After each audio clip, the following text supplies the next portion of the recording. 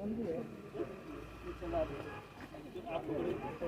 नहीं ले रहा, मैं ले रहा हूँ फोटो वीडियो। हाँ जाइए, मैं ब्रह्मा गुरुर्विष्णु गुरुर्देवो महेश्वर गुरु साक्षात् परब्रह्म तस्मै श्री गुरुवे नमः।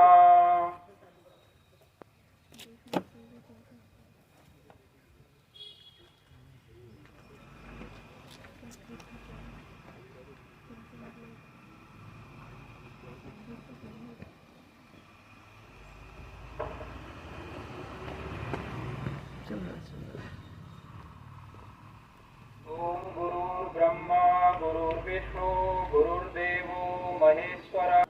बच्चे के जीवन में और सफल राधाकृष्ण जी के जीवन पर प्रकाश डालते हुए सभी को उनके जीवन के बारे में अवगत कराने की कृपा। जैसे कि सबसे पहले 5 सितंबर 1888 इनका जन्म हुआ था और ये समय आप ध्यान कीजिए कैसा समय था। ये अंग्रेजों का समय था। अंग्रेजों के हम गुलाम थे, अंग्रेजों ने हमें बंधन में बांधे हुए थे और उस समय उनका ही प्रभाव था।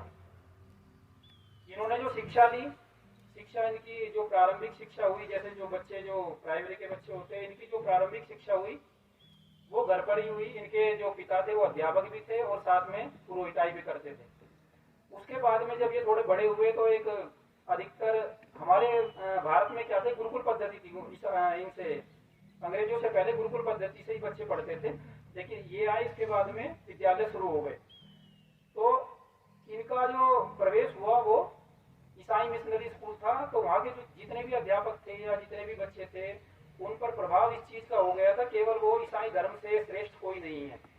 तो ये जो अध्यापक थे वो इनको भी डांट डपट करते थे कि नहीं भाई, सबसे बड़ा धर्म जो है ईसाई धर्म है। लेकिन इसके बाद में जब कोई बार बार आपको आक्रमण करता है आपके धर्म के बारे में, वो पढ़ना शुरू करते हैं। तो राधा कृष्ण पढ़ना शुरू करते हैं और जब देखते हैं हमारे धर्म में तो इतने अच्छे वेद है, दर्शन है, तो इस तरह पढ़ते पढ़ते क्या होता है फिर उसके बाद में ये 1910 में एमए करते हैं दर्शन शास्त्र से।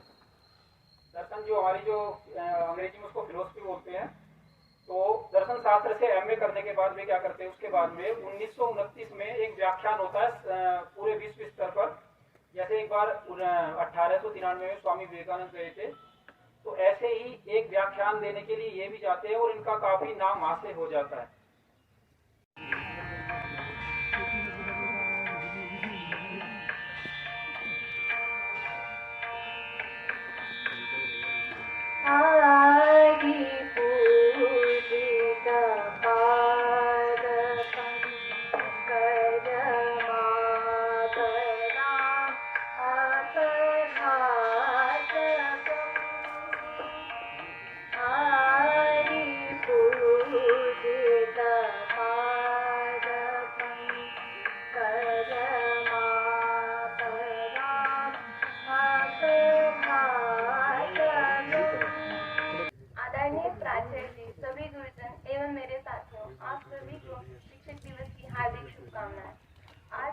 आप सभी के सामने भारत के पूर्व राष्ट्रपति डॉक्टर सर्वपल्ली राधाकृष्णन के बारे में कुछ बताना चाहती हूँ। आशा से आप सभी ध्यान से सुनेंगे। डॉक्टर राधाकृष्णन का जन्म 5 सितंबर 1888 में मद्रास के तिरुपल्ली राज्य में हुआ था। उनके पिताश्री वीर स्वामी अय्यर धार्मिक स्वभाव के व्यक्ति थे और पुरोहिती के साथ ही शिक्षक के रूप में भी काम करते थे। धार्मिक स्वभाव और अध्यापन एवं शिक्षण कार्य में आस्था राधाकृष्ण को मिली थी। श्री राधाकृष्ण की औपचारिक शिक्षा इनके अपने परिवार में ही हुई थी। इनके पिता ने इन्हें भाषा ज्ञान के साथ शास्त्र ज्ञान और धर्म भी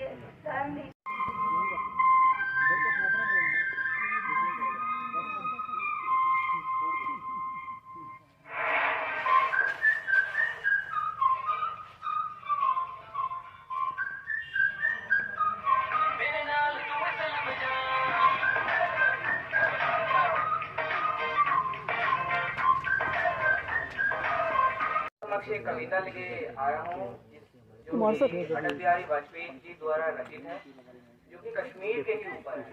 तो बहुत ही एक नहीं दो नहीं करो 20 समझौते, एक नहीं दो नहीं करो 20 समझौते, अरे पर स्वतंत्र भारत का मस्तक नहीं झुकेगा। एक नहीं दो नहीं करो 20 समझौते, पर स्वतंत्र भारत का मस्तक नहीं झुकेगा।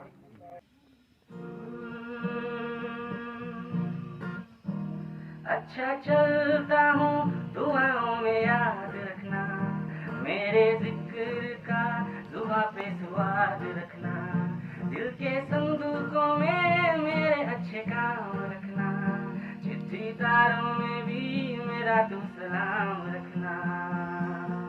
अंधेरा तेरा मैंने ले लिया, मेरा उजला सितारा तेरे नाम हो दिया। चन्ना मेरे आ चन्ना मेरे आ चन्ना मेरे आ बेलिया। पटियाले दिया लाहौर दिया वालियां, अखां विच पाउडर गलदा लोटड़ दो नालियां, उठदा परांदा छकी पड़ कलदा दे दे चिड़िया, पुलियां दा सुल्फी हाथा लोरा जो बगदियां चिड़िया, नजरा तो डरदी रखा करके बंद बारियां, अखां विच पाउडर गलदा लोटड़ दो नालियां, जब्बी पटियाले दिया।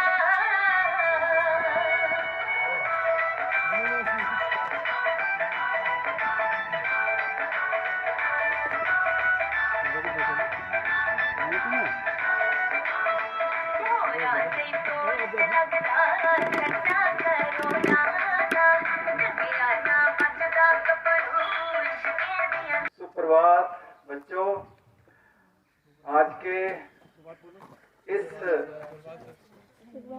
कार्यक्रम के निर्माता, कर्ता धर्ता और राष्ट्र निर्माता शिक्षकों को मेरा नमन है। आज की इस बेला में प्रस्तुति जो हमारे सामने आई है, अगर हम जस्ट एक दिन पीछे जाएं, कल हमारे ब्लूप्रिंट में क्या था, हम क्या सोच रहे थे, कैसा होगा, मगर ये हमारी अपेक्षाओं से कहीं ऊपर हो प्रोग्राम हो गया और ये आप सभी बधाई के पात्र हैं। अपने लिए जोरदार क्लैप करिए।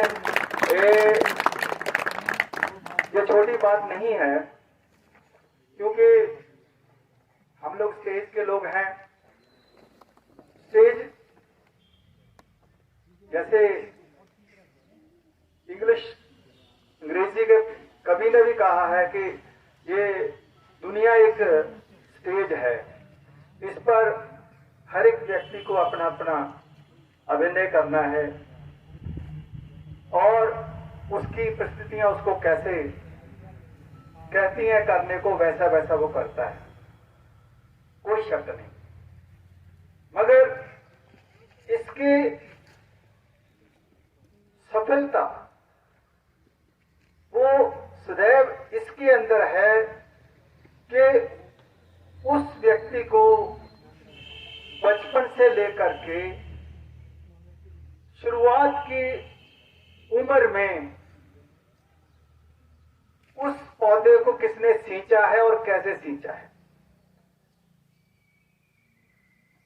किस तरह की उसको धरती नसीब हुई, किस तरह के उसकी देख रेख हुई, किस तरह का माली था।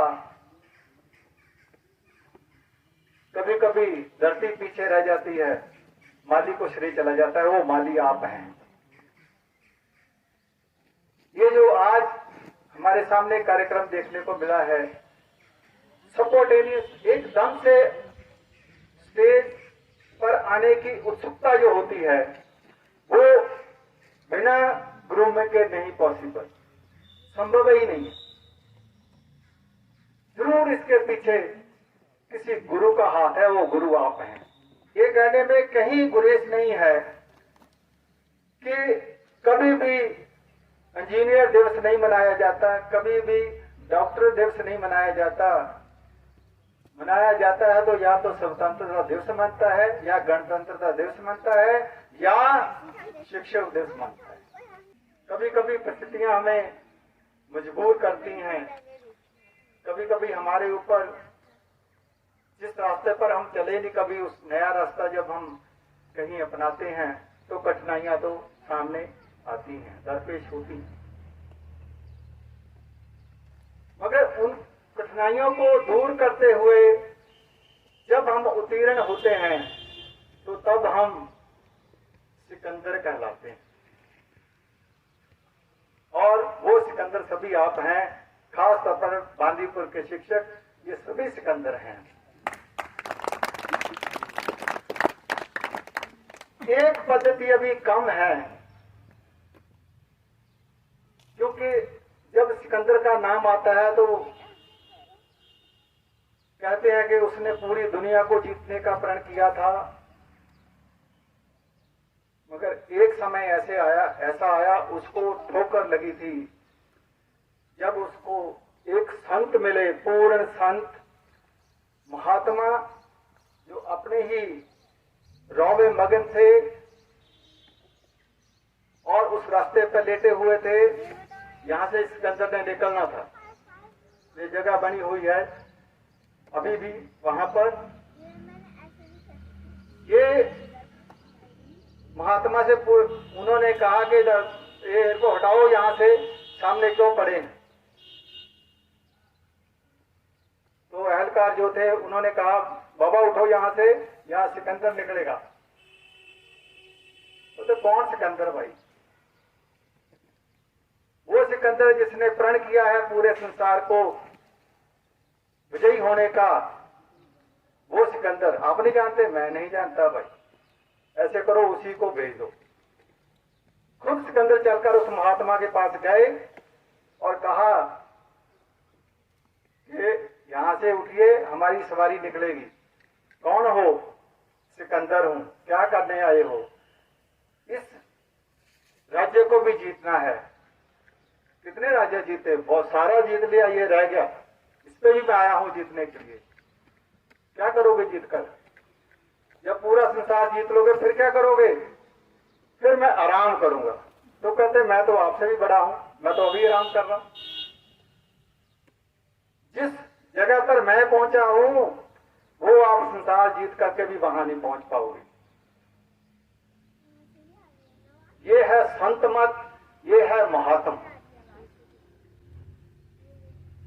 एक उच्च कोटि के व्यक्ति को भी अगर आप अपनी नसीहत सही दिशा में दे देते हो तो आप उससे भी बड़े सिकंदर हैं, और वो सिकंदर आप हैं। इन बच्चों को ज्ञान देना एक हिस्सा है, हमारा भाग है, मगर इन बच्चों को धर्म के रास्ते पर चलाना ये एक दूसरा मार्ग भी है जो हमें इनको दिखाना है। कि जो बच्चे जिन्होंने यहाँ पे स्टेज पर प्रस्तुतियां दी है उनको पारितोषिक प्रदान करने की कृपा करें। तो इस क्रम में मैं सबसे पहले अंकिता को स्टेज पर बुलाना चाहूंगा। कृपया प्लीज बच्चे आइए स्टेज पर।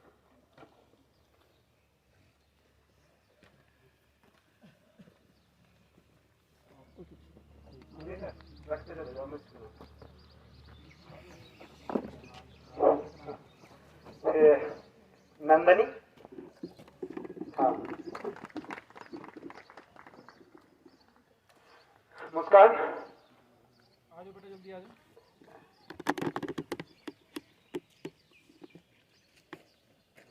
मनोज, मनोज बेटा आप भी आइए। मनोज बेटा, मनोज आ रहा देते हुए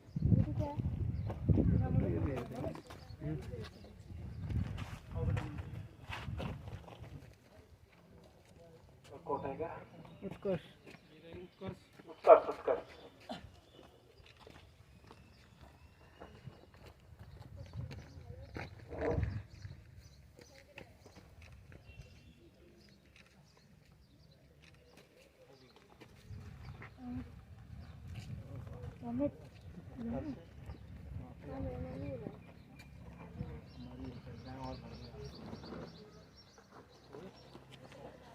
धन्यवाद प्रिंसिपल सर और सभी बच्चों का धन्यवाद। एक बार फिर मैं सभी को शिक्षक दिवस की हार्दिक शुभकामनाएं और सभी से आग्रह है कि जलपान का जो व्यवस्था की गई है, सभी के लिए मिष्ठान की व्यवस्था की गई है, तो सभी बच्चे और अध्यापकगण अपने जलपान ग्रहण करके ही जाइए।